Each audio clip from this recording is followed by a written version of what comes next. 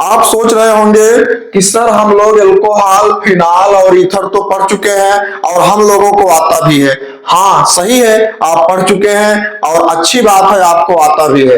लेकिन आज हम इस अल्कोहल, फिनाल और ईथर चैप्टर से आपको जो है कुछ ऐसी बेसिक चीज बताने वाले हैं जिसके तहत आपको जो है आज इस वर्ष क्लास 12 बोर्ड एग्जाम में 5 ऐसे प्रश्न इस चैप्टर से मिल जाएंगे जो 100% इस वर्ष बोर्ड एग्जाम में पूछे ही जाएंगे।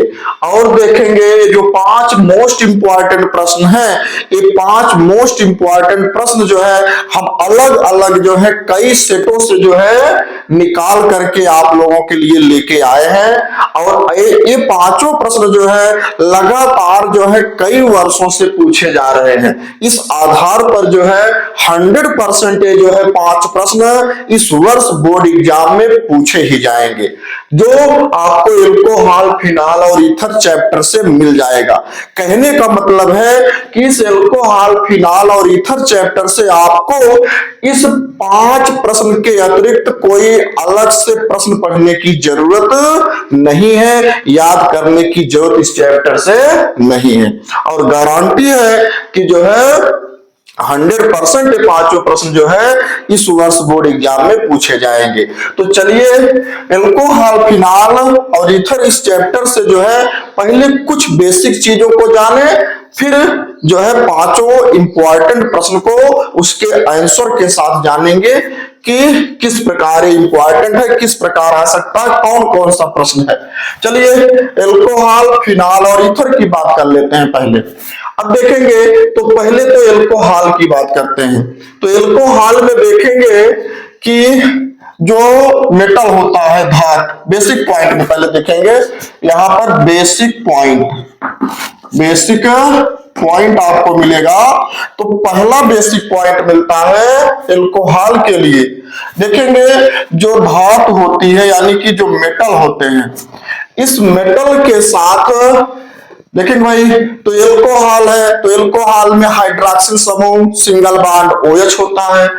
लेकिन ये जो OH है अल्कोहल के लिए इस तरह से, यह OH जो है जब किसी मेटल के साथ आता है तब यह जो है क्या करता है, अल्कोहल नहीं बनाता है। ये जो है अल्कोहल नहीं बनाएगा, अल्कोहल नहीं बनाता है। अब भाई अल्कोहल नहीं बनाता है तो बनाएगा क्या? ये जो है बनाता है क्षार। जब किसी धातु के साथ, किसी मेटल के साथ सिंगल बॉन्ड OH यानी कि अल्कोहलिक ग्रुप यानी कि हाइड्रॉक्सिल समूह, ये OH है, इस तरह से जब भी मेटल के साथ आएगा यह अल्कोहल नहीं बनाएगा। बनाएगा क्या है? ये बनाता है क्षार। एग्जाम्पल अगर देखें तो एग्जाम्पल में जैसे मेटल के रूप में अगर सोडियम ले लें तो सोडियम के साथ अगर हाइड्रॉक्सिल ग्रुप आएगा तो देखेंगे NaOH है। NaOH एक क्या है? क्षार है। इसी तरह से पोटेशियम के साथ OH है तो यह जो है पोटेशियम हाइड्रॉक्साइड है, यानी कि यह भी क्षार मिलता है। इसी तरह से CaOH का टेकन ट्वाइस, ये भी क्षार मिलता है। तो यह एक जो है बेसिक चीज मिल गई अल्कोहल के लिए कि अल्कोहल मेटल के साथ आएगा अल्कोहलिक ग्रुप तो जो है क्या होगा, अल्कोहल नहीं बनाएगा। बनाएगा क्या? क्षार।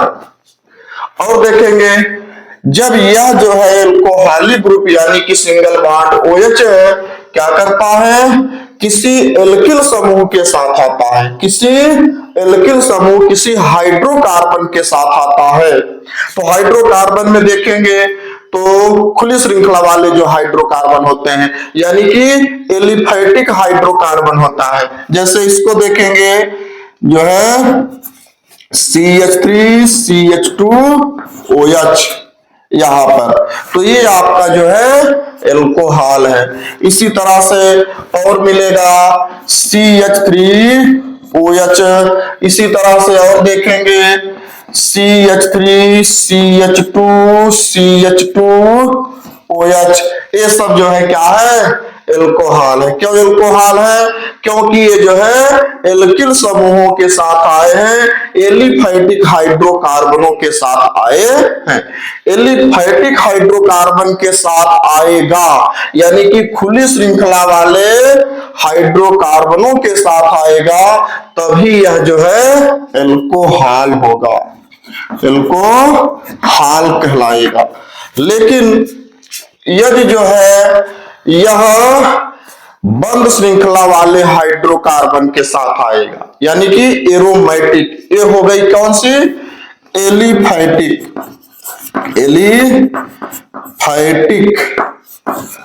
Aliphatic hydrocarbon. एलिफैटिक हाइड्रोकार्बन के साथ हाइड्रॉक्सिल समूह लगा है तब तो यहां एल्कोहल है। यदि यही तीसरी बेसिक पॉइंट में यदि एरोमेटिक यानी कि बंद श्रृंखला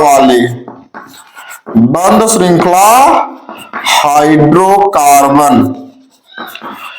बंद श्रृंखला हाइड्रोकार्बन के साथ हाइड्रॉक्सिल समूह आएगा, OH लगा होगा, तब यह जो है एल्कोहल नहीं बनाएगी। तो बनाएगी क्या, ये बनाएगी, क्या बनाएगी, फिनाल बनाएगी। तो बंद श्रृंखला में, मुख्य रूप से बंद श्रृंखला में जो बेंजीन होती है, बेंजीन की बात करें तो बेंजीन में जैसे एग्जाम्पल अगर यहां पर देखें तो इस तरह से अगर जो है बेंजीन के साथ आती है ये OH तो ये बनाएगी फिनाल। फिलहाल फिनाल को अभी छोड़ के रखिए, अभी एल्कोहल की बात कर रहे हैं। तो एल्कोहल के लिए क्या मिला, यहां पर एल्कोहल के लिए एल्कोहलिक ग्रुप होता है सिंगल बॉन्ड OH। यह सिंगल बॉन्ड OH जो है यदि मेटल के साथ आएगा, धातु के साथ लगा होगा तो एल्कोहल नहीं देता है, देता है क्या, क्षार। एग्जाम्पल में sodium hydroxide, potassium hydroxide, calcium hydroxide.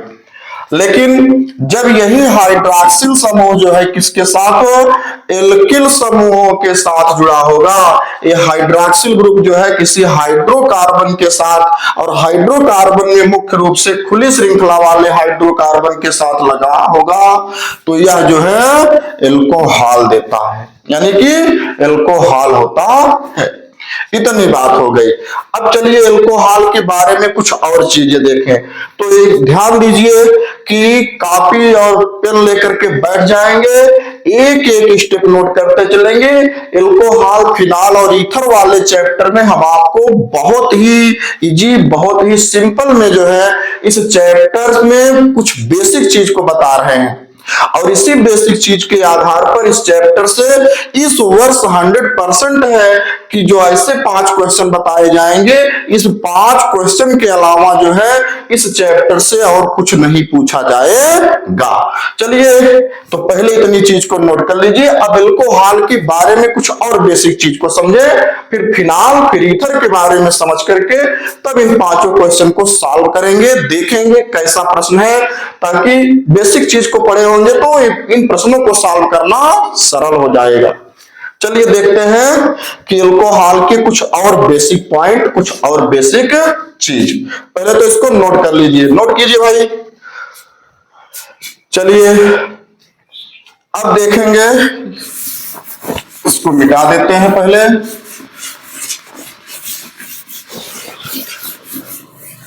अगला बेसिक पॉइंट मिलता है एल्कोहल के बारे में, फर्स्ट डिग्री यानी कि प्राथमिक एल्कोहल, प्राथमिक एल्कोहल।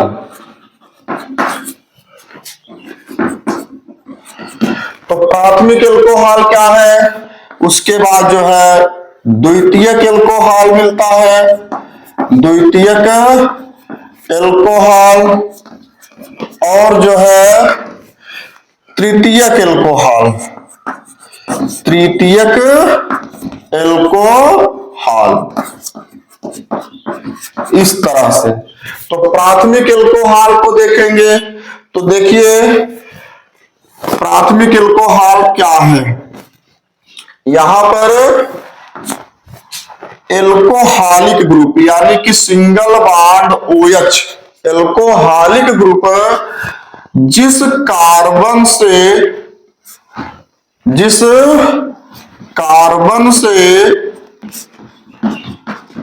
जुड़ा होता है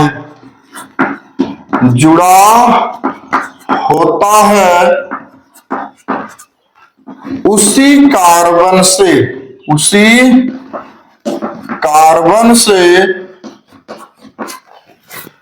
जब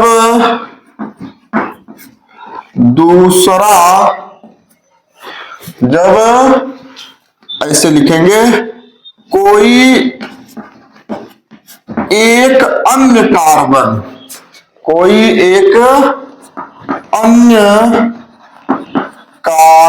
परमाणु जुड़ा होता है तो वहां पर प्राथमिक एल्कोहल होता है। चलिए इसके एग्जाम्पल को देखें पहले।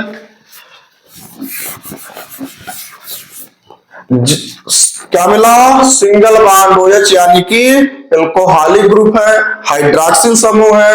इस हाइड्रॉक्सिल समूह जिस कार्बन से जुड़ा होता है उसी कार्बन से जब कोई एक अन्य कार्बन परमाणु जुड़ा होता है तो वह प्राथमिक एल्कोहल कहलाता है। तो प्राथमिक एल्कोहल में इसका अगर एग्जाम्पल देखें तो एग्जाम्पल में देखेंगे इस तरह से, ऐसे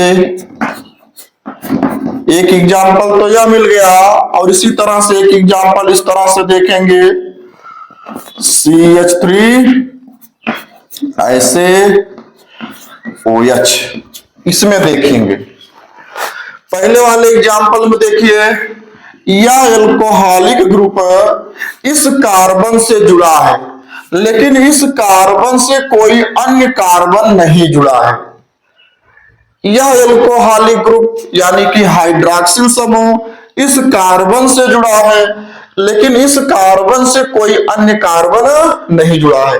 यहां पर क्या कह रहा है कि एल्कोहलिक ग्रुप जिस कार्बन से जुड़ा होता है उसी कार्बन से जब कोई अन्य कार्बन परमाणु जुड़ा हो तो एल्कोहलिक ग्रुप यह है, इससे जो है यह एल्कोहलिक ग्रुप इस कार्बन से जुड़ा है लेकिन इस कार्बन से कोई अन्य कार्बन परमाणु नहीं जुड़ा है। भाई अन्य कार्बन परमाणु नहीं जुड़ा है तब भी यह जो है प्राथमिक एल्कोहल ही कहलाएगा, प्राथमिक एल्कोहल ही कहलाता है। ये प्राथमिक एल्कोहल है और इसमें देखेंगे तो एल्कोहलिक ग्रुप जो है इस कार्बन से जुड़ा है और इस कार्बन से कितने कार्बन जुड़े हैं? कितने जुड़े हैं? इधर देख रहे हैं, एक कार्बन जुड़ा है। तो इस कार्बन से एक कार्बन जुड़ा है तब यह जो है कंफर्म है, यह जो है प्राथमिक एल्कोहल है, प्राथमिक एल्कोहल कहलाएगा ये। इसी तरह से तो ये हो गई प्राथमिक एल्कोहल के लिए। अब इसी तरह से द्वितीयक एल्कोहल, द्वितीयक एल्कोहल में क्या होगा? द्वितीयक एल्कोहल में भाई जिस हाइड्रॉक्सिल समूह यानी कि एल्कोहलिक समूह जिस कार्बन से जुड़ेगा यदि उस कार्बन से दो अन्य कार्बन परमाणु जुड़ेंगे तो वहां पर द्वितीयक एल्कोहल होगा। और एल्कोहलिक ग्रुप जिस कार्बन से जुड़ा है उस कार्बन से तीन अन्य कार्बन परमाणु जुड़ेंगे तो तृतीयक एल्कोहल होगा। चलिए इसके एग्जाम्पल को देखें। जैसे द्वितीयक जो है एल्कोहल के लिए देखेंगे तो यहां पर कुछ इस तरह से अगर ले लिया जाए CH3 फिर इधर जो है CH3 फिर यहां फिर OH ऐसे। अब देखिए इस कार्बन से तो एल्कोहल समूह जुड़ा है। भाई एल्कोहलिक समूह जिस कार्बन से जुड़ा है इसी कार्बन से जितने अन्य कार्बन जुड़े होंगे तो यहां पर इस कार्बन से एक कार्बन यह जुड़ा है और एक कार्बन यह जुड़ा है, यानी कि इससे दो कार्बन जुड़े हैं तो यह जो है द्वितीयक एल्कोहल होगा। क्या होगा? द्वितीयक एल्कोहल हाल कहलाएगा। इस तरह से, इसी तरह से तृतीयक एल्कोहल का एग्जाम्पल देखेंगे तो तृतीयक एल्कोहल में कुछ इस तरह से ले लीजिए, CH3 CH3 CH3, फिर उसके बाद OH यहां पर। तो यह एल्कोहलिक ग्रुप है।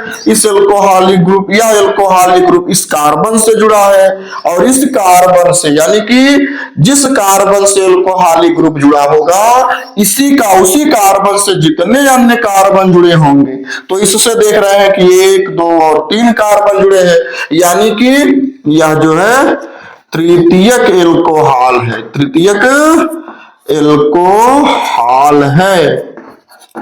ये हो गई एल्कोहल की बेसिक पॉइंट, बेसिक चीज हो गई, बेसिक पॉइंट हो गई, इतनी चीज।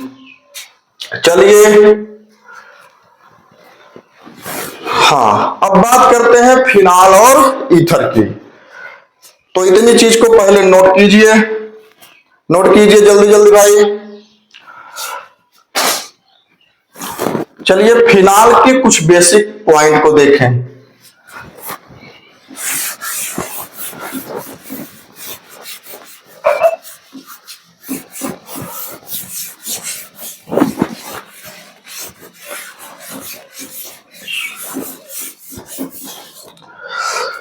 फिनाल,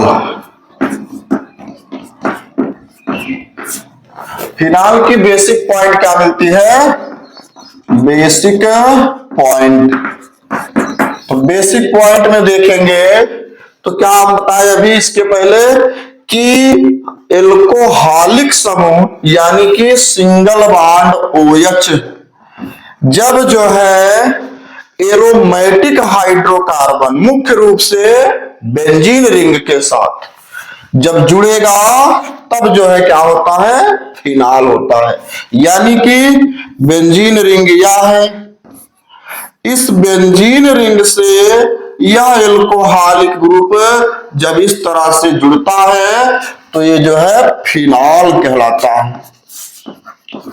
ये है फिनाल। अब देखेंगे इस फिनाल में क्या होता है कि monohydric phenol, monohydric phenol, monohydric phenol देखेंगे तो यहां पर क्या मिला कि जब बेंजीन रिंग से यानी कि बेंजीन से एक हाइड्रॉक्सिल समूह जुड़ेगा, जब बेंजीन वलय से बेंजीन के साथ या बेंजीन के कार्बन परमाणु से सीधा जब जो है एक हाइड्रॉक्सिल समूह जुड़ता है तो वह जो है मोनोहाइड्रिक फिनाल होता है। एक चीज यहां पर और समझने की बात है, देखेंगे तो ये बेंजीन है, इस बेंजीन में देखेंगे तो यहां हाइड्रोजन इस तरह से सब हाइड्रोजन है, और देखेंगे इस हाइड्रोजन के साथ साथ यहां सब कार्बन भी, ये सब कार्बन है। तो ये कार्बन जो है इस बेंजीन का कार्बन है। इसी बेंजीन वाले कार्बन से जब हाइड्रॉक्सिल समूह जुड़ता है तभी फिनाल कहलाती है। इस तरह से फिनाल होगी। लेकिन जब जो है, इतनी बात समझ आ रही ना कि बेंजीन वाले कार्बन से जब सीधा हाइड्रॉक्सिल समूह जुड़ता है तो संरचना फिनाल कहलाती है। लेकिन जब जो है देखेंगे कि बेंजीन वाले कार्बन परमाणु के अतिरिक्त, जैसे यहां पर देखा जाए CH2OH इस तरह से, तो बेंजीन वाले कार्बन परमाणु से नहीं, जब जो है बेंजीन वाले कार्बन परमाणु को छोड़ करके दूसरे कार्बन परमाणु से हाइड्रॉक्सिल समूह जुड़ता है तब वहां फिनाल नहीं होता है, ये फिनाल नहीं होगा। इतनी चीज जो है दिमाग में रख लीजिए। लेकिन अब जो है फिनाल तो समझ में आ गया। अब इस फिनाल में क्या कंडीशन है कि बेंजीन वलय से अथवा बेंजीन के कार्बन परमाणु से जब कोई एक हाइड्रॉक्सिल समूह जो है एल्कोहलिक समूह जुड़ता है तो मोनोहाइड्रिक फिनॉल कहलाता है। जैसे ये मोनोहाइड्रिक फिनॉल है। बस समझ में आई। अब इसी तरह से डाइहाइड्रिक फिनॉल देखेंगे तो डाइहाइड्रिक फिनॉल में क्या मिलेगा कि बेंजीन से या बेंजीन के कार्बन परमाणु से जब जो है सीधा दो हाइड्रॉक्सिल समूह जुड़ते हैं, दो हाइड्रॉक्सिल समूह जुड़ेंगे तो डाइहाइड्रिक फिनॉल होगा। इस तरह से डाइहाइड्रिक फिनॉल। और इसी तरह से देखेंगे ट्राइहाइड्रिक फिनॉल के लिए तो ट्राइहाइड्रिक फिनॉल में क्या होगा, तीन हाइड्रॉक्सिल समूह इस तरह से जुड़ जाएंगे।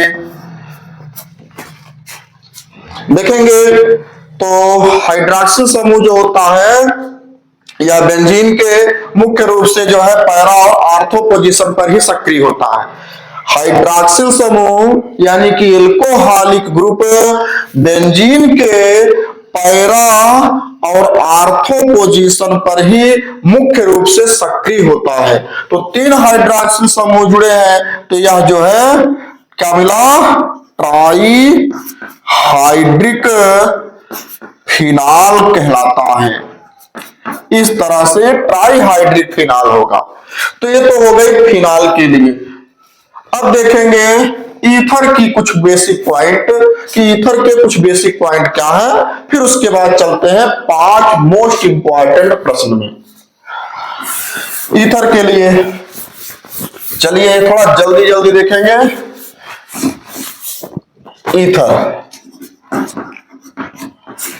ईथर का बेसिक पॉइंट क्या मिलता है, बेसिक पॉइंट क्या मिला। ईथर को जानते हैं क्या, ईथर दो तरह से, एक एलिफैटिक, अभी देखे थे कि एल्कोहल जो था वह एलिफैटिक यानी कि खुली श्रृंखला वालों के लिए, खुली श्रृंखला वाले यानी कि खुली श्रृंखला वाले हाइड्रोकार्बन के साथ एल्कोहलिक ग्रुप आया तो एल्कोहल था। लेकिन जो है किसी धातु के साथ आया था तो यह एल्कोहल नहीं बल्कि क्षार था। और जो है और एल्कोहलिक ग्रुप यानी कि OH जब बंद श्रृंखला वाले हाइड्रोकार्बन में जैसे बेंजीन के साथ आया तो वह जो है क्या बनाया, फिनॉल बनाया, एल्कोहल नहीं कहा गया। लेकिन जो ईथर होता है, ईथर जो है क्या होता है, खुली श्रृंखला वाले और बंद श्रृंखला वाले यानी कि एलिफैटिक हाइड्रोकार्बन और एरोमेटिक हाइड्रोकार्बन दोनों तरह से होता है, दोनों तरह का ईथर होता है। तो जो खुली श्रृंखला वाले यानी कि एलिफैटिक वाले ईथर होते हैं तो यहां पर जो है एलिफैटिक वाले ईथर के लिए जो है कैपिटल R से दिखाएंगे इस तरह से। जैसे इसको कुछ ऐसे भी दिखा सकते हैं, CH3 इस तरह से, CH3 single bond O, single bond CH3। तो ये जो ईथर मिलते हैं खुली श्रृंखला वाले में जो है ये जो है सममित ईथर के रूप में और असममित ईथर के रूप में। सममित ईथर के रूप में अगर बेसिक पॉइंट देखें तो जो सममित ईथर होता है,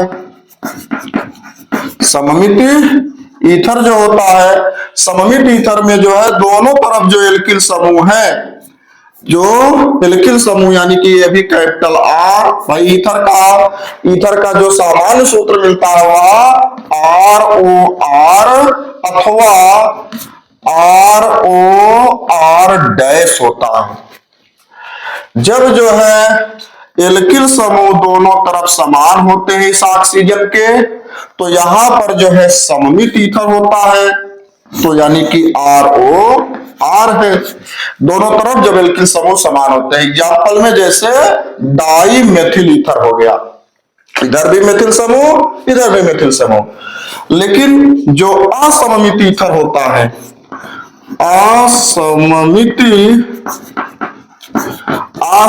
ईथर में क्या होता है, असममित ईथर में जब जो है दोनों तरफ एल्किल समूह भिन्न भिन्न होते हैं यानी कि ROR गैस। इस तरह से दोनों तरफ एल्किल समूह भिन्न होंगे तो वहां पर असममित ईथर होगा। जैसे इसका एग्जांपल अगर देखें तो यहां पर CH3O, C2H5, ये जो है क्या मिला, असममित ईथर मिल गया।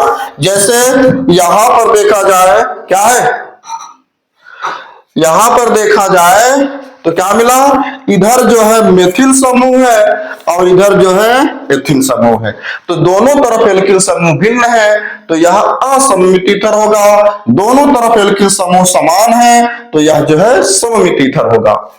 इतनी चीज ईथर के लिए मिल जाती है। और देखेंगे अब इसी तरह तो ये तो हो गई खुली श्रृंखला वाले यानी कि एलिफेटिक हाइड्रोकार्बन के लिए। और इसी तरह से अगर जो है बंद श्रृंखला वाले के लिए देखेंगे तो चलिए यहां पर खुली श्रृंखला वालों के लिए कुछ इस तरह से, और जो बंद श्रृंखला वाले होते हैं यानी कि एरोमेटिक के लिए AR लिखते हैं इस तरह से। तो इसको कैसे लिख पाएंगे, इस तरह से देखेंगे तो ऐसे, यहां पर ACH3 ये है एरोमेटिक ईथर यानी कि बंद श्रृंखला वाला ईथर। और इसी तरह से और भी इसका एग्जांपल मिल जाता है। जैसे इसको देखेंगे तो ऐसे, इस तरह से,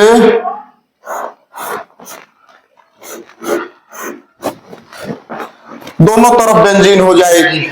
यहां पर दोनों तरफ एरोमेटिक जो है एरोमेटिक हाइड्रोकार्बन के रूप में बेंजीन, और इधर जो है एक तरफ तो एरोमेटिक बेंजीन और जो है एरोमेटिक जो है ईथर के लिए और यहां पर जो है एलिफेटिक ईथर के लिए। तो इतनी जो है बेसिक चीज जो है, बेसिक पॉइंट एल्कोहल, फिनॉल और ईथर की मिल जाती है। अब इतनी बेसिक चीज को जो है दिमाग में फिट कर लीजिए, अच्छे से कॉपी पर लिख लीजिए, नोट कर लीजिए। और अब जो है इस चैप्टर से जो हम आपको 5 इंपॉर्टेंट प्रश्न बताने वाले हैं, ये पांचों इंपॉर्टेंट प्रश्न इस चैप्टर से आना है एग्जाम में, बोर्ड एग्जाम में इस वर्ष जरूर आएगा। और इस चैप्टर से आपको जो है कुछ अलग से कोई प्रश्न पढ़ना नहीं है, कोई अन्य क्वेश्चन जो है पढ़ना नहीं है। चलिए पांचों इंपॉर्टेंट प्रश्न को पहले एक एक करके देखें, समझें। तो इसमें बेसिक पॉइंट को पहले नोट कर लीजिए। चलिए देखते हैं 5 इंपॉर्टेंट प्रश्न क्या है, कौन कौन से हैं। चलिए देखते हैं।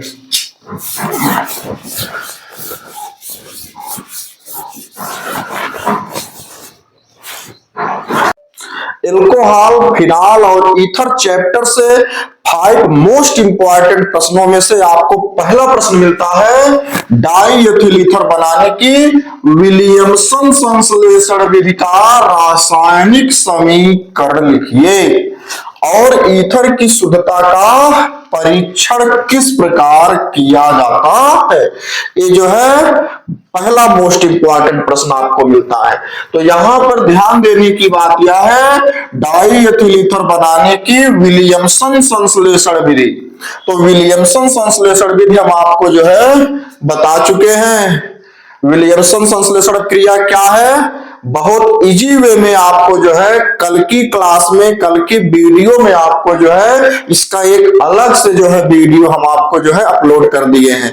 और इस आज की क्लास यानी कि आज के इस वीडियो के डिस्क्रिप्शन में विलियमसन संश्लेषण क्रिया क्या है, इसकी क्रिया विधि क्या है, उसका लिंक हम आपको उस वीडियो का लिंक दे देंगे, आप वहां से देख भी ले लीजिएगा।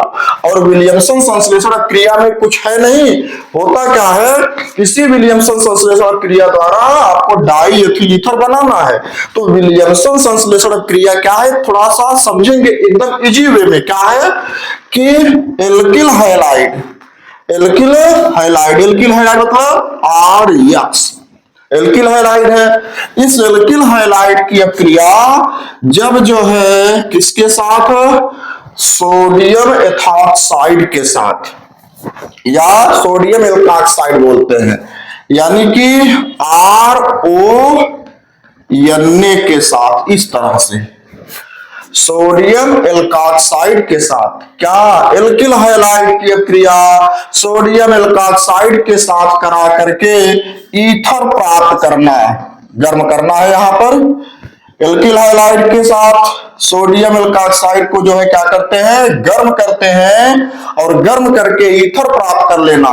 देखेंगे होता क्या है, यह सोडियम इस हाइड्रोजन परमाणु यानी कि हैलाइड के साथ क्रिया करके NaX बन के निकल जाता है और इतना देखेंगे कि R और O और इधर जो R है ये संरचना क्या बनाएगी, R सिंगल बॉन्ड O, उसके बाद इधर R यानी कि ईथर प्राप्त होता है। ये है विलियमसन संश्लेषण अभिक्रिया। अब इसी अभिक्रिया द्वारा आपसे डाई एथिल ईथर बनाने के लिए कह रहा है। एल्किल हैलाइड की अभिक्रिया सोडियम एल्कोक्साइड के साथ करा करके ईथर प्राप्त करना ही विलियमसन संश्लेषण अभिक्रिया होती है।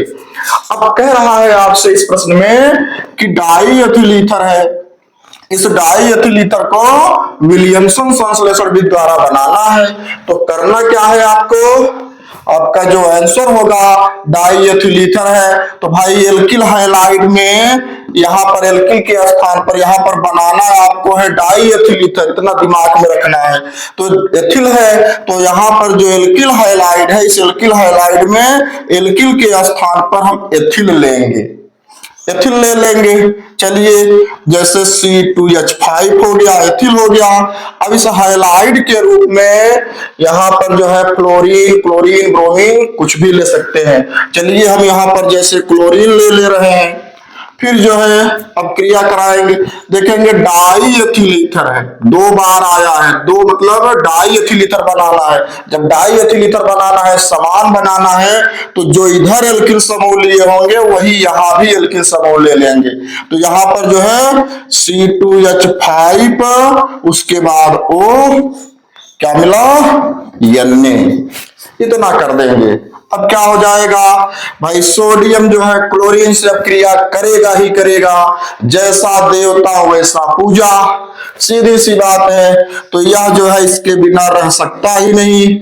जब इसके बिना नहीं रहेगा तो कहेगा भाई चलिए कोई दिक्कत नहीं, आ जाओ, तो हो जाएगा NaCl बना लेगा। अब संरचना कितनी बची, C2H5O और इधर जो है C2H5, तो इसको क्या करेंगे C2H5, उसके बाद सिंगल बॉन्ड लगा देंगे O, फिर सिंगल बॉन्ड C2H5। ये है डाई एथिल ईथर, इधर भी एथिल इधर भी एथिल, हो गया क्या डाई एथिल ईथर। इस तरह से विलियमसन संश्लेषण विधि द्वारा डाई एथिल ईथर इस तरह से प्राप्त कर लेंगे। एथिल यानी कि एल्किल हैलाइड, क्लोरोएथिल कह लीजिए, चाहे एथिल क्लोराइड कह लीजिए। फिर उसके बाद जो है यहां पर सोडियम एल्कोक्साइड है यानी कि सोडियम एथॉक्साइड हो गया। अब क्रिया कराएंगे, या सोडियम यहां पर गर्म करेंगे, सोडियम इसके साथ अब क्रिया करके NaCl बन के यानी कि सोडियम क्लोराइड बन के निकल जाएगा। इतनी संरचना इसके साथ जुड़ करके डाई एथिल ईथर बना लेती है। तो विलियमसन संश्लेषण विधि द्वारा डाई एथिल ईथर इस तरह से एग्जाम में बना लेंगे, बिल्कुल इजी हो गया।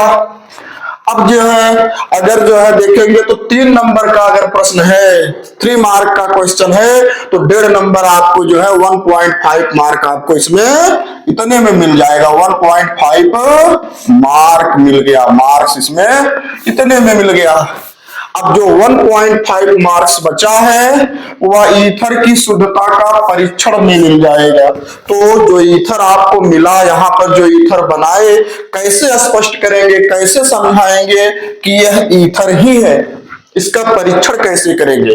तो देखेंगे ये जो आप ईथर बनाए हैं, इस ईथर को जो है जिस पात्र में रखे हैं, क्या कौन सा ईथर है, डाई एथिल ईथर यानी कि C2H5O C2H5 है।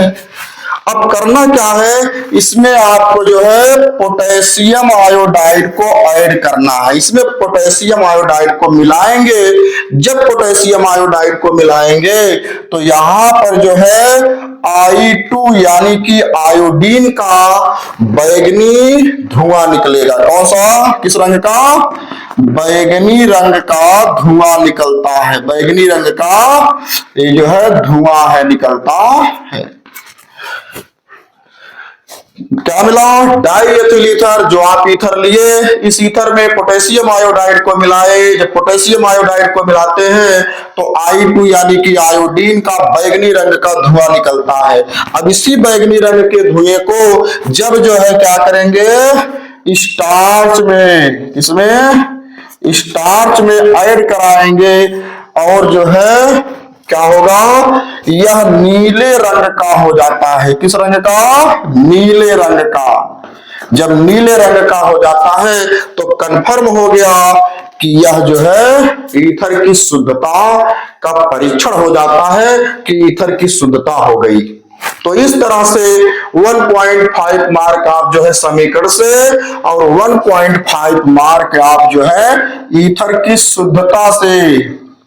इस तरह से इस प्रश्न में 3 नंबर के प्रश्न में आप पा जाएंगे। तो बिल्कुल एकदम इजी है।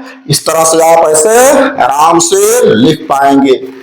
पहला प्रश्न हो गया। 5 मोस्ट इंपॉर्टेंट क्वेश्चन में एल्कोहल, फिनॉल और ईथर में जो है जो 5 मोस्ट इंपॉर्टेंट क्वेश्चन है उसमें पहला क्वेश्चन आपका इस प्रकार सॉल्व हो जाएगा। इसको अच्छे से नोट कर लीजिए। चलिए दूसरा क्वेश्चन देखते हैं। दूसरा प्रश्न क्या है, चलिए तो इसको नोट कीजिए पहले। चलिए दूसरा प्रश्न, आपका दूसरा प्रश्न है, देख रहे हैं। इस प्रश्न को देख करके आपके दिमाग में कुछ कुछ चल रहा होगा। क्या कि सर यह प्रश्न तो पिछली बार यानी कि 2024 में पूछा गया। सही है, 2024 में यह प्रश्न पूछा गया था। लेकिन जो आपका यूपी है, उत्तर प्रदेश है, इस यूपी में पेपर जो है, ये जो पेपर होता है कुल 7 सेटों में, 7 अलग अलग सेट में जो है प्रिंट होता है, बनता है। हो सकता है कि इस वर्ष 2025 में जो सेट आप पाए उस सेट में यह प्रश्न दे दिया जाए और इसके पहले जो सेट रहा होगा उसमें रहा होगा। लेकिन जो सेट आपको मिलेगा वो 7 सेट में से कोई एक सेट आपको मिले जिसमें यह प्रश्न आया हो। तो जरूरी नहीं है, जरूरी यह है कि ये प्रश्न जो है हर वर्ष पूछे जाते हैं, हर वर्ष पूछे गए हैं। तो चलिए फटाफट इसका आंसर देखें। तो यहां पर जो है मोनोहाइड्रिक, डाईहाइड्रिक तथा ट्राईहाइड्रिक फिनॉल क्या है, बहुत इजी है। अभी आप देखें मोनोहाइड्रिक, इसका जो आंसर होगा मोनोहाइड्रिक। मोनोहाइड्रिक को, तो मोनोहाइड्रिक फिनॉल में क्या होगा कि जब बेंजीन के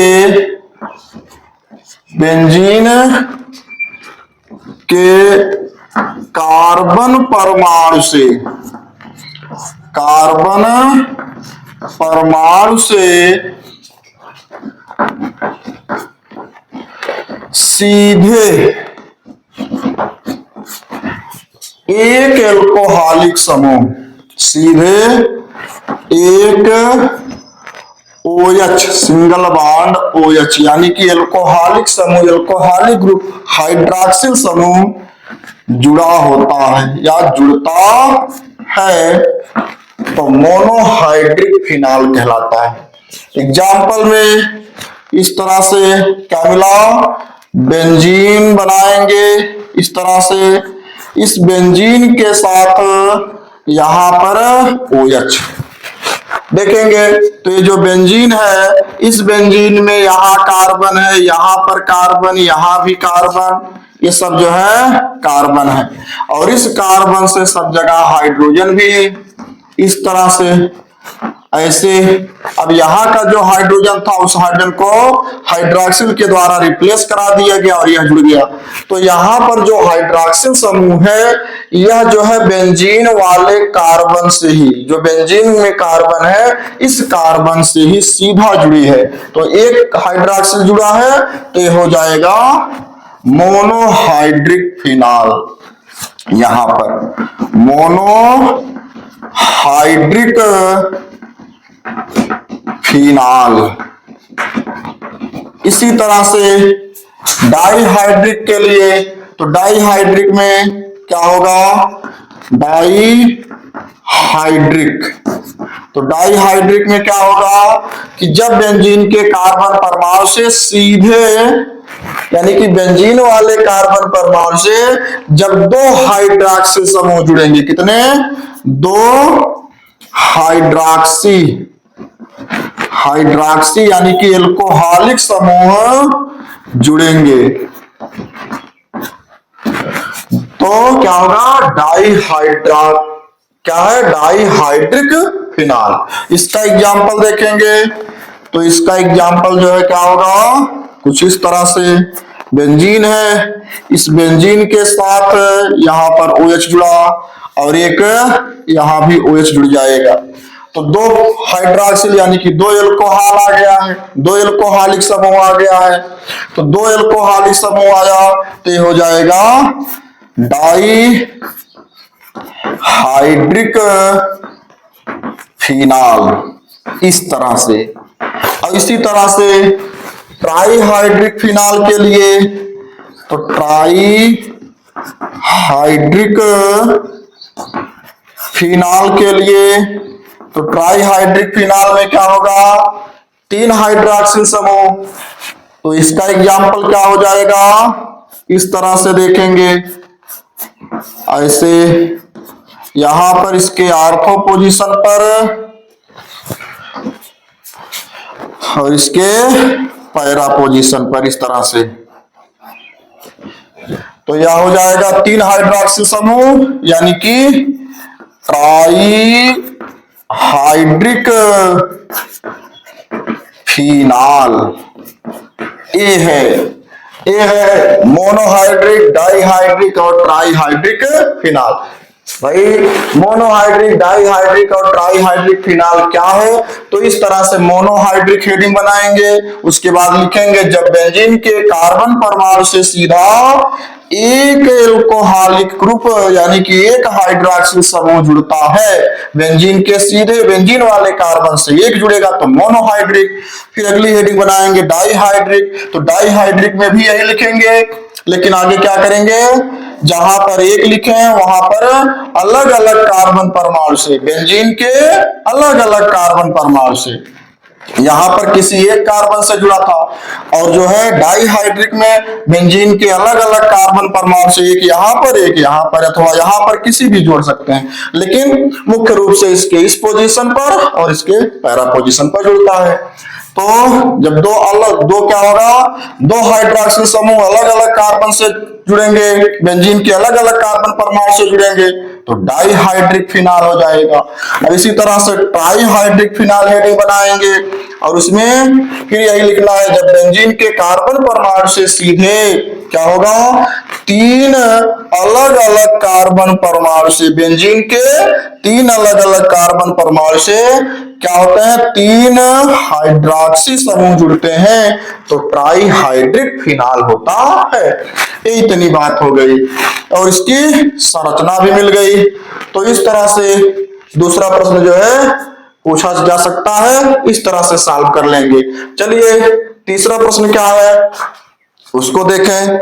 तो भाई पहले तो एक चीज करिए, आप इसको नोट करते चलिए, दिमाग में फीड करते चलिए और रफ और जो है पेन लेकर के अच्छे से नोट करते चलिए, कॉपी लेकर के कॉपी पर नोट करते चलिए। चलिए तीसरा प्रश्न जो है देखें, तीसरा प्रश्न क्या है। तीसरा मोस्ट इंपॉर्टेंट प्रश्न है प्राथमिक, द्वितीय, तृतीयक बेंजिलिक एल्कोहल। क्या? बेंजिलिक एल्कोहल का संरचना सूत्र लिखना है। तो बेंजिलिक एल्कोहल है तो थोड़ा दिमाग लगाएंगे, देखेंगे। तो इस बेंजीन के साथ यानी कि इस बेंजीन वाले कार्बन से जब सीधा OH समूह जुड़ता है तो इस संरचना को क्या देते हैं? फिनॉल नाम देते हैं। ये तो फिनॉल हो गया, लेकिन थोड़ा सा चेंजिंग कर दिया जाए कि इस बेंजीन वाले कार्बन से इस OH को न जोड़कर किसी दूसरे अलग कार्बन से जोड़ा जाए। जैसे यहां पर जो है एक अलग कार्बन यानी कि CH2 ले लें और इससे इस OH को जोड़ दें। जब बेंजीन वाले कार्बन से हाइड्रॉक्सिल समूह यानी कि एल्कोहलिक समूह जुड़ता है तो फिनॉल होता है, लेकिन बेंजीन वाले कार्बन को छोड़ करके दूसरे कार्बन यानी कि दूसरे अन्य कार्बन से जब एल्कोहलिक समूह जुड़ता है तो संरचना जो है बेंजिलिक एल्कोहल कहलाती है। बेंजिलिक एल्कोहल कहलाती है। ये हो गया बेंजिलिक एल्कोहल। लेकिन आपका प्रश्न है प्राथमिक, द्वितीयक तथा तृतीयक बेंजिलिक एल्कोहल। तो प्राथमिक, द्वितीयक और तृतीयक बेंजिलिक एल्कोहल के लिए एक कुछ एग्जाम्पल देखें। तो एग्जाम्पल में जैसे यहां पर देखेंगे CH3, इस तरह से इस एग्जाम्पल को देखते रहिए और दिमाग लगाते रहिए। दूसरा एग्जाम्पल देखेंगे CH3, इस तरह से OH, ये CH3 है। और एक तीसरा एग्जाम्पल देखेंगे, यहां पर CH3 है, ये भी CH3OH। क्या मिला आपको? क्या मिला कि खुली श्रृंखला वाले हाइड्रोकार्बन के साथ जब OH समूह लगता है तब यह क्या कहलाएगा? एल्कोहल कहलाता है। यहां पर देखेंगे तो जिस कार्बन से एल्कोहलिक समूह जुड़ा है, इस कार्बन से एल्कोहलिक समूह जुड़ा है, जिस कार्बन से एल्कोहलिक समूह जुड़ा है उस कार्बन से यदि एक कार्बन जुड़ा है तो यह जो है प्राथमिक एल्कोहल। और देखेंगे जिस कार्बन से एल्कोहलिक समूह जुड़ा है इस कार्बन से यदि दो कार्बन जुड़ा है द्वितीयक एल्कोहल। जिस कार्बन से एल्कोहलिक समूह जुड़ा है इस कार्बन से यदि 3 कार्बन जुड़े हैं तो तृतीयक एल्कोहल है। तो एल्कोहल मिला, यानी कि क्या मिला? खुली श्रृंखला वाले के साथ जब एल्कोहलिक समूह लगा तो एल्कोहल बनाया। लेकिन यही चीज जो है, यही एल्कोहलिक ग्रुप जब जो है बेंजीन के साथ आया तो फिनॉल कहलाया। और आगे चले, थोड़ा सा चेंजिंग किए। इस बेंजीन वाले कार्बन से सीधा यह एल्कोहलिक समूह न जुड़ करके जब बेंजीन वाले कार्बन के अतिरिक्त दूसरे अन्य कार्बन से जुड़ता है यह एल्कोहलिक समूह तो बेंजिलिक एल्कोहल कहलाता है। तो सीधी सी बात है, प्राथमिक एल्कोहल यानी कि प्राथमिक बेंजिलिक एल्कोहल, द्वितीयक और तृतीयक बेंजिलिक एल्कोहल, ये तो जो है एल्किल एल्कोहल है। प्राथमिक एल्किल एल्कोहल, द्वितीयक एल्किल एल्कोहल, तृतीयक एल्किल एल्कोहल। लेकिन यहां पर बेंजिलिक एल्कोहल देना है तो बेंजिलिक एल्कोहल में यानी कि बेंजीन रिंग होगी, तो बेंजीन रिंग होगी तो थोड़ा सा दिमाग लगा लीजिए। अब इस जो है एल्किल समूह यानी कि R को हटा करके AR लगा दो। AR मतलब एरोमेटिक यानी कि बेंजीन लगा दो। तो जब इस R को हटाएंगे, CH3 को हटाएंगे और AR को लगाएंगे, इसको हटाएंगे और इसको लगाएंगे यानी कि बेंजीन को लगाएंगे। तो बेंजीन को लगाएंगे तो कुछ ऐसे लगा देंगे, यहां पर ऐसे देखेंगे, ये है, ये क्या हो गया? देखेंगे तो बेंजलिक एल्कोहल हो गया। इसको इस कार्बन से, बेंजीन वाले कार्बन से यह एल्कोहलिक समूह न जुड़ करके इस बेंजीन वाले कार्बन से यह एल्कोहलिक समूह न जुड़ करके दूसरे अन्य कार्बन से जुड़ा है और एक कार्बन यहां उपस्थित है, तो ये हो जाएगा प्राथमिक बेंजलिक एल्कोहल। कितना सरल है, बिल्कुल ही जी, समझ में आया? ठीक। अब देखेंगे, अब इसी तरह से इसमें कोई एल्कोहल यानी कि कोई CH3 को हटा देंगे, मेथिल समूह को हटा देंगे यानी कि एल्किल समूह को हटा देंगे। चलिए अगर हम इसको हटा दें और यहां पर बेंजीन लगा दें इस तरह से, अब देखेंगे तो यहां पर देखेंगे तो एक कार्बन तो इस बेंजीन वाला हो गया और एक कार्बन जो है देखेंगे यह इस एल्कोहलिक ग्रुप जो है जिस कार्बन से जुड़ा है, इस कार्बन से कितने कार्बन, एक कार्बन तो बेंजीन वाला और एक कार्बन यह, दो कार्बन जुड़े हैं, तो ये हो जाएगा द्वितीयक बेंजलिक एल्कोहल। इतनी बात। अब देखेंगे इसमें चलिए इसको हटा दें यानी कि एल्किल को हटा करके AR लगा दें यानी कि एरोमेटिक लगा दें यानी कि बेंजीन लगा दें, तो बेंजीन लगाएंगे ऐसे, तो यहां पर जिस कार्बन से एल्कोहलिक समूह जुड़ा है, इस कार्बन से कितने कार्बन, 3 कार्बन, जिस कार्बन से एल्कोहलिक समूह जुड़ा है इस कार्बन से 3 कार्बन, तो एक कार्बन देखेंगे यह हो गया, एक कार्बन ये हो गया और एक कार्बन इस बेंजीन का है, तो इस कार्बन से 3 कार्बन लगे हैं, 3 कार्बन लगे हैं, तो यानी कि तृतीयक, और ये बेंजीन है बेंजलिक यानी कि तृतीयक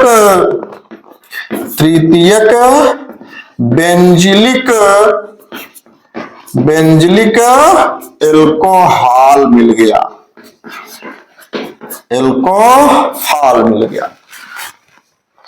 बिल्कुल ही जी, बिल्कुल सरल, बिल्कुल सिंपल। एग्जाम में आया प्राथमिक द्वितीयक तृतीयक बेंजलिक एल्कोहल का संरचना सूत्र लिखिए, तो सीधा आपको जो है हेडिंग बना लेंगे प्राथमिक बेंजलिक एल्कोहल, उसके बाद जो है लिखेंगे कि क्या होगा कि बेंजीन वाले कार्बन परमाणु को छोड़ करके जब जो है कोई एल्कोहलिक समूह किसी दूसरे अन्य एक कार्बन परमाणु से जुड़ता है जिसके साथ कोई एक कार्बन हो, ऐसा जो है एल्कोहल प्राथमिक बेंजलिक एल्कोहल कहलाता है। और द्वितीयक बेंजलिक एल्कोहल हेडिंग बनाएंगे, उसमें लिखेंगे क्या कि बेंजीन से जुड़ा कार्बन, इस तरह से कहेंगे कि बेंजीन के साथ अथवा बेंजीन वाले कार्बन परमाणु को छोड़ करके किसी दूसरे कार्बन के साथ जब एल्कोहलिक समूह जुड़ा होता है और यह एल्कोहलिक समूह जिस कार्बन से जुड़ा है, इस कार्बन से जब 2 कार्बन जुड़े होते हैं, एक तो बेंजीन वाला एक अतिरिक्त जुड़े होते हैं, तो वहां पर द्वितीयक बेंजलिक एल्कोहल होता है। इसी तरह से तृतीयक बेंजलिक एल्कोहल हेडिंग बनाएंगे, उसमें लिखेंगे और तृतीयक के लिए यह एग्जाम्पल दे देंगे, द्वितीयक के लिए इस एग्जाम्पल को और प्राथमिक के लिए इस एग्जाम्पल को दे देंगे। बिल्कुल इजी है। चलिए चौथा क्वेश्चन देखें।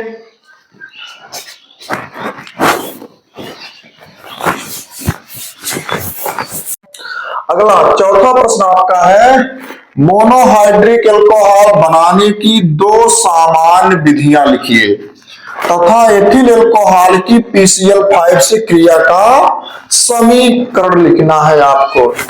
देखने में तो आपको लग रहा है कि सर ये तो बहुत कठिन है, लेकिन जितना देखने में कठिन लग रहा है उससे कई गुना सरल है। हम आज आपको याद नहीं करा रहे हैं, हम आपको रटा नहीं रहे हैं, सीधा आज हम आपके दिमाग में ठोकने वाले हैं।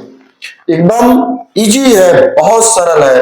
देखो, मोनोहाइड्रिक एल्कोहल बनाने की दो सामान्य विधि में पहली विधि हम लिए है एल्किल हाइलाइड का कास्टिक क्षार से क्रिया, और दूसरा लिए है एल्डिहाइड का LiAlH4 द्वारा अपचयन से लिए हैं। तो मोनोहाइड्रिक एल्कोहल यानी कि एल्कोहल बनाने की दो विधि, एक यह हो गया और दूसरा यह। तो पहली विधि जो है लिए है एल्किल हाइलाइड का कास्टिक क्षार। भाई एल्किल हाइलाइड यानी कि एल्किल यानी कि R, halide means X means fluorine, chlorine, bromine, iodine. Alkyl halide की क्रिया कास्टिक क्षार से कराएंगे। कास्टिक क्षार यानी कि NaOH। चलिए हम यहां पर NaOH ले लेते हैं। NaOH से क्रिया कराएंगे तो क्या होगा देखेंगे, यह सोडियम इस हाइलाइड के साथ या इसके साथ क्रिया करके NaX बनाएगी, और जो है यह इतना यानी कि ROH। ये क्या है एल्कोहल ही तो है, और क्या है एल्कोहल, ROH एल्कोहल। चलिए इसका कुछ एग्जाम्पल देख लेते हैं। एग्जाम्पल देखेंगे, इस एल्किल हाइलाइड के स्थान पर हम ले एल्किल समूह के स्थान पर C2H5 ले लिए। X के स्थान पर चलेंगे, यदि हम जो है ब्रोमीन ले लें Br। उसके बाद अब क्रिया कराएंगे किससे, कास्टिक क्षार NaOH से। जब NaOH से क्रिया कराएंगे तो क्या मिलेगा, यहां पर जो है NaBr अलग होगा, NaBr सोडियम ब्रोमाइड, और यह जो है C2H5OH, C2H5OH। ये क्या है, एथिल एल्कोहल यानी कि एथेनॉल है। एल्कोहल ही तो हुआ, मोनोहाइड्रिक एल्कोहल। इसी तरह से और एग्जाम्पल देखेंगे, CH3Cl ले लिए, CH3Cl की अब क्रिया NaOH से कराएं तो क्या मिला, NaCl बन के निकल गया इस तरह से, और उसके बाद CH3OH यानी कि मेथेनॉल या मेथिल एल्कोहल मिल गया। तो एल्किल हाइलाइड का कास्टिक क्षार से इस प्रकार जो है मोनोहाइड्रिक एल्कोहल प्राप्त कर सकते हैं। बिल्कुल इजी, बिल्कुल सिंपल, बिल्कुल सरल। तो हम यहां पर याद नहीं करा रहे हैं, दिमाग में सीधा बैठते जा रहा है। बैठते जा रहा है कि नहीं बैठते जा रहा है, बताएंगे आप, कमेंट करके बताएंगे। चलिए दूसरा मिला एल्डिहाइड का LiAlH4 द्वारा अपचयन यानी कि हाइड्रोजन का जुड़ना, किसके साथ, एल्डिहाइड के साथ हाइड्रोजन का। भाई अपचयन में हाइड्रोजन जुड़ता है, हाइड्रोजन जुड़ेगा, लेकिन अब क्रिया होगी केटालेसिस की उपस्थिति में, तो केटालेसिस यहां पर LiAlH4 होगा। तो चलिए इसको देख लेते हैं, तो क्या मिला, CH3, चलिए हम CH3 को लेते हैं, CH3CHO प्लस अपचयन कराएंगे तो अपचयन की क्रिया में यहां पर दो नवजात हाइड्रोजन से अपचयन होता है। दो नवजात हाइड्रोजन से जब अपचयन होगा, CH3CHO को लिए हैं यानी कि मेथेनॉल है, तो मेथेनॉल को इसके साथ किसकी उपस्थिति में, LiAlH4 की उपस्थिति में, यहां पर एक केटालेसिस है। होगा क्या, इसमें कंडीशन होती है कि एक हाइड्रोजन इसका इस ऑक्सीजन से जुड़ करके OH बनाता है, और जो दूसरा हाइड्रोजन है यह इसके साथ यहां जुड़ता है। जब इसके साथ जुड़ेगा तो CH3CH2 बनता है। क्या हुआ? एल्डिहाइड के रूप में यहां पर हम CH3CHO लिए का अपचयन कराएंगे। अपचयन में हाइड्रोजन जुड़ता है तो यहां पर जो है दो नवजात हाइड्रोजन का अपचयन कराएंगे, लेकिन अपचयन तभी होगा जब LiAlH4 कैटालिसिस होगा। तब जब इस कैटालिसिस की उपस्थिति में यह नवजात ऑक्सीजन इसके साथ अपक्रिया करना चाहता है तो इसका एक हाइड्रोजन इसके एक ऑक्सीजन से जुड़ करके OH बनाता है और दूसरा हाइड्रोजन इतनी संरचना के साथ जुड़ करके CH3CH2 बना लिया है। अब क्या होगा देखेंगे, यहां पर हो जाएगा CH3CH2, उसके बाद OH। क्या है? क्या है? एल्कोहल ही तो है। बन गया ना प्राथमिक अथवा मोनोहाइड्रिक एल्कोहल। बिल्कुल इजी, बिल्कुल सिंपल, बिल्कुल सरल है। जितना कठिन दिखने में लग रहा था उससे कई गुना सरल है, सिंपल है। अब देखेंगे अगला इसी में जो प्रश्न है, एथिल एल्कोहल की PCl5 से क्रिया का समीकरण बताना है। चलिए इसको भी देख लेते हैं। तो इसको देखने से पहले इसको पहले अच्छे से कॉपी पर नोट कर लीजिए। चलिए देखिए, बिल्कुल जो है हम वही प्रश्न आपको दे रहे हैं जो बोर्ड एग्जाम में आने वाले हैं, जो 100% श्योर है कि जो है एल्कोहल, फिनॉल और ईथर चैप्टर से आएगा। तो नोट कीजिए। चलिए इसका देखें, एथिल एल्कोहल का PCl5 से क्रिया का समीकरण क्या होता है। तो थोड़ा सा इसको मिटा रहे हैं। चलिए यहां पर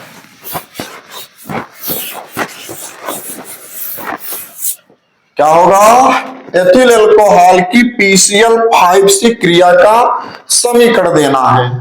तो एथिल एल्कोहल है यानी कि C2H5OH। इसको मिटाए नहीं इतना। एथिल एल्कोहल C2H5OH है की क्रिया PCl5 से कराएंगे, फास्फोरस पेंटाक्लोराइड PCl5 से कराएंगे। तो इसका समीकरण आपको देना है। एक ट्रिक है, इस C2H5OH का PCl5 से क्रिया में कराने के लिए हम आपको एक ट्रिक दे रहे हैं, बिल्कुल इजी ट्रिक है। इसको देखिए, ट्रिक क्या है इसका। C2H5OH को ऐसे लिख देंगे, C2H5OH को जो है O सिंगल बॉन्ड H ऐसे लिख देंगे। और यहां पर जो PCl5 है इसको ऐसे PCl, उसके बाद Cl, उसके बाद जो है 2 Cl हो गया, यहां पर Cl3 कर दिए, 3 Cl, 4, 5 हो गया। अब कुछ नहीं करना है, ट्रिक है, बिल्कुल सिंपल ट्रिक है। करना क्या है, इसका इसके साथ जोड़ देंगे और इसको इसके साथ जोड़ देंगे, ये तीनों एक साथ हो जाएंगे। तब क्या बन जाएगा देखेंगे, C2H5Cl plus POCl3 plus HCl। ये है समीकरण। एथिल एल्कोहल की फास्फोरस पेंटाक्लोराइड से क्रिया का समीकरण मिल गया, बिल्कुल इजी। हम कुछ नहीं किए, एथिल एल्कोहल लिए, इस एथिल एल्कोहल को हम कुछ ऐसे लिख दिए। अपना ट्रिक है, अपना फंडा होता है। हम C2H5 single bond O single bond H लिख दिए। PCl5 में हम पी, एक क्लोरीन यहाँ, एक क्लोरीन यहाँ और 3 क्लोरीन इस तरह से लिख दिए और कुछ नहीं किए, इसको ऐसे, इसका इसके साथ और इसका इसके साथ ऐसे कर दिए। क्या किए, लिख दिए C2H5Cl, उसके बाद POCl3 POCl3 HCl। तो यहां पर यह आपका एथिल अल्कोहल की PCl5 से क्रिया का समीकरण मिल गया। क्या है, कुछ है? बिल्कुल इजी है, बिल्कुल सिंपल है, बिल्कुल सरल है। चलिए अगला अंतिम प्रश्न देखेंगे, पांचवा प्रश्न क्या है उसको देख लेते हैं। पांचवा यानी कि अंतिम जो मोस्ट इंपॉर्टेंट प्रश्न है वह है फिनाल को निम्नलिखित से प्राप्त करने की क्रिया का रासायनिक समीकरण लिखना है। यानी कि फिनाल को किस तरह से, क्लोरोबेंजीन से, एनिलीन से और बेंजीन से कैसे प्राप्त करेंगे, इसका रासायनिक समीकरण लिखिए। बहुत ही इंपॉर्टेंट प्रश्न है, एल्कोहल, फिनाल और ईथर चैप्टर से बहुत ही इंपॉर्टेंट प्रश्न है, बहुत ही वायरल होने वाला प्रश्न है। तो देखिए बहुत सिंपल, बहुत सटीक है। देखेंगे फिनाल को पहले क्लोरोबेंजीन से कैसे प्राप्त करेंगे, एनिलीन से और बेंजीन से कैसे प्राप्त करेंगे। तो चलिए पहले क्लोरोबेंजीन से देखेंगे। तो देखेंगे यहां पर क्लोरोबेंजीन से फिनाल कैसे प्राप्त करेंगे। तो क्लोरोबेंजीन है यानी कि बेंजीन के साथ क्लोरीन इस तरह से है Cl, इसकी अक्रिया करा देते हैं कास्टिक सोडा से, NaOH से कराएंगे। जब इस जो है क्लोरोबेंजीन की अक्रिया कास्टिक सोडा से कराते हैं तो यहां पर देखेंगे उच्च ताप होगा, उच्च ताप तथा उच्च दाब। देखेंगे यहां पर जो 300 के ऊपर टेम्परेचर होते हैं, 300 से लेकर के 400 के ऊपर तक जो टेम्परेचर होते हैं उनको उच्च ताप कहा जाता है। अगर यहां पर देखा जाए तो 623 केल्विन ताप होता है और उच्च दाब जो है 300 ATM उच्च दाब है, इतना। तो अगर यह नहीं याद कर पा रहे हैं 300 ATM और 623 केल्विन ताप, तो सीधा जो है यहां पर उच्च ताप और उच्च दाब लिख देंगे। क्या किए, क्लोरोबेंजीन की क्रिया कास्टिक सोडा यानी कि सोडियम हाइड्रोक्साइड से जब कराएंगे तो यहां पर होता क्या है कि ये जो क्लोरीन है यह इस हाइड्रोजन के साथ क्या होगा, HCl बन के अलग हो जाती है और यह जो NaO है इसके पोजीशन पर चला जाता है। ये NaO जो है इसके पोजीशन पर चला जाता है। तो बनाएगी क्या, इस तरह से, ऐसे। क्या मिला, इस तरह से जब बनाएगी तो यह हो जाएगा NaO यानी कि सोडियम फिनॉक्साइड, सोडियम फिनॉक्साइड बना लेती है, फिनॉक्साइड। इतनी चीज मिल गई। पहले तो क्या हुआ, क्लोरोबेंजीन की क्रिया सोडियम हाइड्रोक्साइड से कराए उच्च ताप और उच्च दाब पर, तो यहां से Cl क्लोरीन इसके साथ जो Cl बन के अलग हो गई और यह जो NaO है इस बेंजीन के साथ आकर के NaO यानी कि सोडियम फिनॉक्साइड बना लेता है। अब देखेंगे और आगे की जो क्रिया होगी क्या होगा,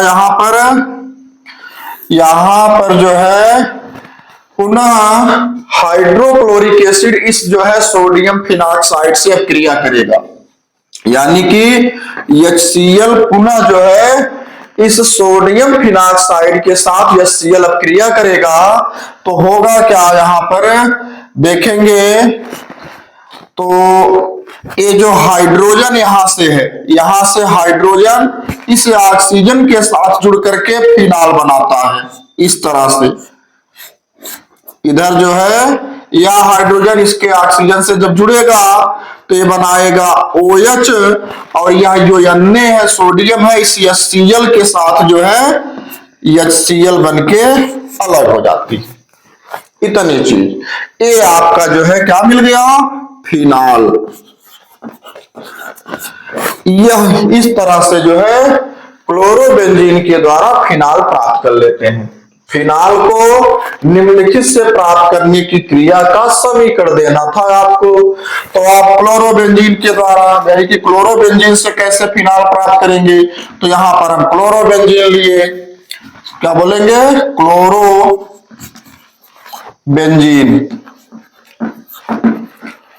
क्लोरोबेंजीन लिए। इस क्लोरोबेंजीन की जो है सोडियम हाइड्रोक्साइड यानी कि कास्टिक सोडा से क्रिया कराए, तो यहां पर जो Cl है इस H के साथ जो है ये Cl बन के अलग हो गई। इतनी संरचना इसके साथ मिलकर के सोडियम फिनॉक्साइड बनाई। अब इसी सोडियम फिनॉक्साइड के साथ जो है हाइड्रोक्लोरिक एसिड की अब क्रिया कराई जाती है, जिसमें इसका हाइड्रोजन इसके ऑक्सीजन के साथ जो है जुड़ करके बेंजीन के साथ इस तरह से फिनाल देता है, और सोडियम जो है इस क्लोरीन के साथ जो है Cl बन के क्या, सॉरी यहां पर NaCl बन के अलग हो जाती है, NaCl बन के अलग हो जाती है। सोडियम जो है क्लोरीन के साथ NaCl बन के अलग हो जाती है। तो इस प्रकार आपको जो है फिनाल मिल जाता। इसी तरह से एनिलीन का देखेंगे, एनिलीन से फिनाल कैसे प्राप्त करेंगे, तो इसको तो पहले नोट कर लीजिए, लिख लीजिए। चलिए अब एनिलीन से जो है फिनाल कैसे प्राप्त करेंगे इसको देख लेते हैं।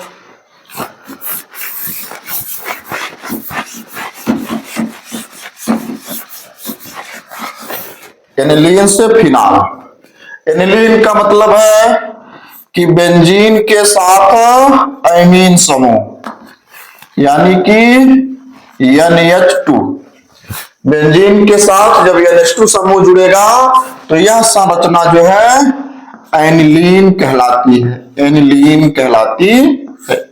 इतनी चीज, इस एनिलीन की अपक्रिया HNO2 से करा देते हैं। इस एनिलीन की अपक्रिया HNO2 से कराएंगे और इसके साथ जो है क्रिया में भाग लेगा क्या, HCl, और देखेंगे तो यहां पर जो है NaNO2 भी उपस्थित रहता है, और देखेंगे तो यहां पर जो है 273 केल्विन होता है ताप। एनिलीन की अपक्रिया HNO2 से कराएंगे, और यहां पर जो HCl है यहां पर ये कोई रिएक्टेंट नहीं, मतलब कैटालिसिस नहीं है, बल्कि यह जो है क्रिया में भाग लेगा। तो जब अब क्रिया में भाग लेगा तो क्या बनाएगा, यहां पर कहने का मतलब है, देखेंगे यहां पर देखेंगे तो जो यहां पर एक नाइट्रोजन है और एक यहां का नाइट्रोजन, एक यहां से नाइट्रोजन और एक यहां से नाइट्रोजन, और देखेंगे जो है N2 बना लेते हैं, और एक क्लोरीन यहां से, क्या मिला, इस एनिलीन से जो एक नाइट्रोजन ये है और इधर HNO2 में जो यहां का एक नाइट्रोजन है, ये दोनों मिलकर के N2 बनाते हैं, और इधर यह जो है Cl माइनस इस पे चला जाता है। तो यह क्या बनाएगी, इतनी संरचना ऐसे N2Cl क्या है माइनस, इस तरह से बना लेती है। अब देखेंगे यहां पर 2 ऑक्सीजन बचा है, और जो है कितना, 2 हाइड्रोजन और 2 हाइड्रोजन यहां भी है, यानी कि 4 हाइड्रोजन 2 ऑक्सीजन। तो 4 हाइड्रोजन अगर है और जो है 2 ऑक्सीजन, तो एक ऑक्सीजन पर -2 की वैलेंसी होती है, और एक हाइड्रोजन पर जो है, सॉरी यहां पर 4 हाइड्रोजन बचा है ना, 2 हाइड्रोजन यहां है और 2 हाइड्रोजन यहाँ है, तो 4 हाइड्रोजन और 2 ऑक्सीजन बचा। तो एक ऑक्सीजन पर जो है -2 की वैलेंसी होती है, तो 2 ऑक्सीजन पर जो है -4 की वैलेंसी होगी। इसी तरह से एक हाइड्रोजन पर +1 की वैलेंसी होती है, तो 4 हाइड्रोजन पर +4 की वैलेंसी होगी। एक हाइड्रोजन पर +1 की वैलेंसी, 4 हाइड्रोजन पर जो है +4 की वैलेंसी, एक ऑक्सीजन पर -2 की वैलेंसी, तो 2 ऑक्सीजन पर जो है -4 की वैलेंसी। यानी कि वैलेंसी जब बराबर होगी तो क्या हो जाएगा, 4 हाइड्रोजन के बराबर 2 ऑक्सीजन मिल जाएगा। तो यह क्या करेगा, जो है जल बन के निकल जाएगा, 2H2O बना लेगा। इतनी बात कंफर्म हुआ। क्या किए हम, एनिलीन लिए, बेंजीन के साथ एमीन समूह NH2 जब जोड़ते हैं तो एनिलीन होता है। इस एनिलीन की अभिक्रिया HNO2 के साथ कराते हैं और जो है HCl को लेते हैं, तो होगा क्या, यहां पर जो है HNO2 से जो नाइट्रोजन है N है, यह जो है क्या करता है, अलग होता है, और यहां से एक नाइट्रोजन यह N2 बनाता है, और उसके बाद क्या होगा, यहां से जो क्लोरीन है इसके साथ मिल करके N2Cl- बना लेती है। इतनी चीज मिल गई। अब देखेंगे, एक हाइड्रोजन यहां बचा, एक हाइड्रोजन यहां बचा, 2 हाइड्रोजन हो गया, और 2 हाइड्रोजन यहां बचा, 4 हाइड्रोजन, और इधर 2 ऑक्सीजन बचा है। एक हाइड्रोजन ये Cl में से जो हाइड्रोजन है H बचा, एक यह हाइड्रोजन 2 हो गया, और 2 हाइड्रोजन यहां बचा, 4 हाइड्रोजन 2 ऑक्सीजन बचता है। तो 4 हाइड्रोजन 2 दूनी 4 हाइड्रोजन 2 ऑक्सीजन मिल करके जल बना लेते हैं। अब होता क्या है, ये जो N2Cl मिला है, यही N2Cl जो है क्या करता है, यहां पर देखेंगे जो 2H2O मिला है बाई प्रोडक्ट के रूप में है, इससे कोई मतलब नहीं है। लेकिन यहां पर जो N2Cl- मिला है, यह क्या करता है, ये N2Cl- जो है यह जल के एक अणु के साथ, जल के एक अणु यानी कि H2O के साथ क्रिया करता है। तो यहां पर देखेंगे, यहां पर क्या होगा, जब जल के एक अणु यानी कि H2O के साथ क्रिया करेगा, तो आपको पता होना चाहिए कि जल का जो अपघटन होता है वह H+ और जो है OH- में होता है। यानी कि इस जल को हमें इस तरह से दिखाएं, H+ और OH- दिखाएं। तो इस जल का जो OH है इसके साथ जाकर के जुड़ेगा, और जो है जो H है ये क्या करेगा, इसके साथ। तो क्या बनाएगा ये, कुछ इस तरह से, यह हाइड्रोजन इस क्लोरीन के साथ क्रिया करके HCl बन के अलग हो जाता है, और जो है OH जो है यह जो है इस N2 के स्थान पर आता है और फिनाल बना लेता है। इस तरह से OH फिनाल बनाएगा, और जो N2 है यह जो है अलग हो जाती है इस तरह से। अब जो है क्या मिला, फिनाल को एनिलीन द्वारा कैसे प्राप्त करेंगे। तो अभी हम बताए कि बेंजीन है, बेंजीन पर NH2 है, एनिलीन हुआ, HNO2 से क्रिया करा है HCl के साथ। यहां पर क्या हुआ, एक नाइट्रोजन यहां से, एक नाइट्रोजन ऑलरेडी है ही, यह N2 बनाती है, Cl इस पर चला जाता है, N2Cl- हो जाता है, और एक हाइड्रोजन यहां बचा, एक यहां बचा, 2 यहां बचा, यानी कि 2 1 3 1 4 हाइड्रोजन इस 2 ऑक्सीजन के साथ जो है 2H2O बनाते हैं। अब जो N2Cl- मिला है यह जल के साथ क्रिया करती है, जल के एक अणु के साथ क्रिया करेगी, तो यहां पर जो OH- है यह क्या करता है, इस बेंजीन के साथ जुड़ करके फिनाल बनाता है, फिनाल बनाएगा। उसके बाद जो H+ आयन है Cl- के साथ मिलकर के HCl हाइड्रोक्लोरिक एसिड बनाएगी, और जो N2 है यहां अलग इस तरह से हो जाती है। तो इस प्रकार जो है एनिलीन के द्वारा फिनाल प्राप्त कर लेते हैं। अब देखेंगे अगला बेंजीन से फिनाल कैसे प्राप्त करेंगे। चलिए इसको देख लीजिए। तो बिल्कुल इजी है, सरल है, सिंपल है। हम आपको जो है एकदम जो है समझा दे रहे हैं, एकदम स्पष्ट हो रहा है। तो इस तरह से पहले इसको नोट कर लीजिए। चलिए अब बेंजीन के द्वारा फिनाल कैसे प्राप्त करेंगे इसको देख लेते हैं।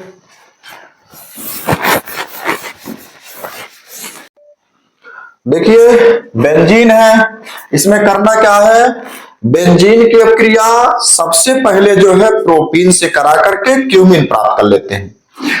बेंजीन की अपक्रिया सबसे पहले प्रोपीन से करा करके क्यूमीन बना लेते हैं और क्यूमीन की अपक्रिया O2 से करा करके फिनाल प्राप्त करते हैं। तो चलिए इस समीकरण को भी देख लेते हैं। अभी हम क्या बताए, बेंजीन बेंजीन बताए कि बेंजीन की अपक्रिया किसके साथ कराएंगे, क्यूमीन से। तो भाई बेंजीन हो गई, क्या मिला, बेंजीन। बेंजीन की अपक्रिया क्यू जो है किससे कराते हैं, प्रोपीन से कराते हैं। प्रोपीन से कराएंगे तो क्या मिलेगा, CH3CH डबल बॉन्ड CH2 इस तरह से। तो ये हो गई आपकी प्रोपीन। क्या बताया अभी, बेंजीन की अपक्रिया प्रोपीन से करा करके क्यूमीन प्राप्त कर लेते हैं। तो क्यूमीन कैसे प्राप्त होगा, देखेंगे भाई, यहां का बॉन्ड जब टूटेगा, यहां का बॉन्ड टूटेगा और यहां का बॉन्ड कब टूटेगा, कि जब यह जो है प्रोपीन इस बेंजीन से अपक्रिया करना चाहेगी। जब प्रोपीन की अपक्रिया बेंजीन से कराई जाएगी तो यहां का जो डबल बॉन्ड है ये टूटता है। जब ये बॉन्ड टूटेगा तो यह संरचना जो है इस बेंजीन के साथ जुड़ करके जुड़ जाती है और यहां पर जो CH2 है अपनी बैलेंसी को बराबर करने के लिए CH3 हो जाता है। तो संरचना कैसे मिल जाएगी, इस तरह से बेंजीन के साथ प्रोपीन की जब क्रिया कराएंगे तो ये बॉन्ड टूटेगी, बॉन्ड टूटेगी तो यह संरचना जो CH है इसके साथ जाके जुड़ेगा, यानी कि CH, उसके बाद इधर जो है CH3 है, CH3 हो गई। अब यहां पर जो है CH2 जो है और यहां से जो एक हाइड्रोजन अलग हुआ, बेंजीन में होता क्या है, बेंजीन की संरचना देखेंगे तो कुछ ऐसे मिलती है इस तरह से। तो यहां भी हाइड्रोजन है, यहां हाइड्रोजन, ये सब हाइड्रोजन है, इस तरह से हाइड्रोजन है। तो ये तो बेंजीन की संरचना है। लेकिन अब जो है क्या हुआ कि जब बेंजीन के साथ इस प्रोपीन की अपक्रिया कराई गई तो होता क्या है कि यहाँ का बॉन्ड टूटता है और यह संरचना जाकर के इसके साथ इतना बना लेता है और जो CH2 यहाँ पर है इस बेंजीन का के साथ जब यहाँ से CH जुड़ी तो यहाँ का जो हाइड्रोजन था वह इसके साथ जाकर के CH3 बना लेता है और इतनी संरचना को जो है क्यूमीन कहा जाता है, क्यूमीन कहते हैं। ये क्यूमीन प्राप्त हो गई। अब इसी क्यूमीन पर जो है क्या करेंगे, O2 की अपक्रिया कराएंगे। जब O2 की अपक्रिया कराएंगे यानी कि ऑक्सीजन की अपक्रिया कराते हैं तो देखेंगे इस ऑक्सीजन का एक ऑक्सीजन इसके हाइड्रोजन के साथ जुड़ता है, यानी कि OH बनाता है और यह OH ग्रुप जो है इस बेंजीन के साथ जुड़ जाती है। जब OH ग्रुप इस बेंजीन के साथ जुड़ेगी तो यहां पर होगा क्या, इसको मिटा देते हैं। क्या बताया अभी हम, क्यूमीन पर यानी कि क्यूमीन के साथ जब O2 की क्रिया कराएंगे तो O2 का एक ऑक्सीजन क्या करता है, इस CH में H के साथ क्रिया करके OH बनाता है और यह OH समूह इस बेंजीन के साथ जुड़ जाती है। तो बेंजीन के साथ जुड़ेगी तो बनाएगी यह फिनाल। क्या बनाएगी, फिनाल बना लेती है। OH यानी कि फिनाल प्राप्त हो गया आपका, यह है फिनाल। और देखेंगे आगे तो जो संरचना बची क्या हुआ, CH3C, भाई C बचा, H तो इसके साथ एक निकल गया, यहां पर बचा, और यहां पर जो एक ऑक्सीजन है वो C के साथ जुड़ जाता है। जब C के साथ जुड़ेगा तो ये बनाएगा CH3CO CH3, यानी कि एसीटोन बना लेता है। क्या बनाया? एसीटोन। कीटोन का ग्रुप है, यानी कीटोन ग्रुप बनाता है। इतनी चीज। क्या मिला? फिनाल को बेंजीन से कैसे प्राप्त करेंगे? तो बेंजीन लिए, बेंजीन की क्रिया प्रोपीन से कराए। जब प्रोपीन से कराए तो हुआ क्या कि बेंजीन का जो प्रोपीन का ये जो है डबल बॉन्ड है, बॉन्ड टूटा, ये CH समूह इसके साथ जाकर के जुड़ा, और यहां का जो हाइड्रोजन था बेंजीन का वह इसके साथ जुड़ करके CH3 बनाया। संरचना क्यूमीन की बन जाती है। इस तरह से क्यूमीन बन जाता है। और इस क्यूमीन की क्रिया जब O2 से कराते हैं, यहां से देखेंगे CH जो है जब इसके साथ जुड़ेगा तो यहां तो हाइड्रोजन है ना भाई, तो हाइड्रोजन जो है क्या करेगा? हटेगा। यह हाइड्रोजन इस CH3 के साथ जुड़ जाएगा, यानी कि CH2 से जुड़ेगा तो बनाएगा CH3, और यह इसके साथ जुड़ करके CH यहां से जुड़ेगी तो CH, इधर CH3 और यहां से जो हाइड्रोजन गया CH3, क्यूमीन बना लेते हैं। इस संरचना को क्यूमीन कहते हैं। अब इसी क्यूमीन की क्रिया जब O2 से कराते हैं तो एक ऑक्सीजन जो है इस हाइड्रोजन के साथ OH बनाता है और बेंजीन से जुड़ जाता है तो फिनाल बन जाता है। और जो दूसरा ऑक्सीजन यहां पर है वो कार्बन के साथ CO बनाता है, कीटोन ग्रुप बनाता है, और इधर CH3 है, इधर CH3, यानी कि एसीटोन बना लेता है। तो इस प्रकार जो है क्या मिला? जो है बेंजीन से फिनाल प्राप्त कर लिए। अभी हम आपको बताए थे ना, देखें एक ही वीडियो के अंदर जो है फिनाल, एल्कोहल, फिनाल ईथर, यानी कि इस चैप्टर का डर खत्म हो गया। अब इस चैप्टर के अंदर आपको अलग से किसी प्रश्न को पढ़ने की जरूरत नहीं है अपने इस बोर्ड एग्जाम में। तो अच्छे से इसको नोट कर लीजिए, अच्छे से 2 बार 3 बार जो है रटने की जरूरत नहीं है। केवल एक बार जो है वीडियो को आप अच्छे से देख लेंगे, समझ लेंगे तो बिल्कुल सिंपल हो जाएगा, बिल्कुल आसान हो जाएगा। तो आज की यह वीडियो आपको अच्छा लगा हो, समझ में आया हो, एकदम सही समझ में आया हो तो वीडियो को लाइक कर लें, जरूर लाइक कर लें, और जो है कमेंट करें कि आपको जो है कोई नई अभिक्रिया चाहिए, कोई नया टॉपिक चाहिए, जो है आप बिल्कुल कमेंट कर सकते हैं और पूछ सकते हैं। और यदि आप जो है इस चैनल पर जो है नए हैं तो प्लीज आप जो है चैनल को सब्सक्राइब कर लें, ताकि आपको जो है नए वीडियो की जो है नोटिफिकेशन जो है मिलता रहे। तो हमारा जो है हम संकल्पबद्ध हैं, हम दृढ़ संकल्प है कि आपके लिए जो है हम जो है बोर्ड एग्जाम की दृष्टि से जो है नए वीडियो, नई टॉपिक और जो है अभिक्रियाओं को, उन्हीं अभिक्रियाओं को देंगे जो हर वर्ष जो है पूछे जाते हैं, पूछे जाने वाले होते हैं। तो चलिए आज की क्लास यहीं पर जो है खत्म करते हैं। कल जो है कुछ नए टॉपिक के साथ, नई अभिक्रियाओं के साथ मिलेंगे। तब तक के लिए जय हिंद, वंदे मातरम।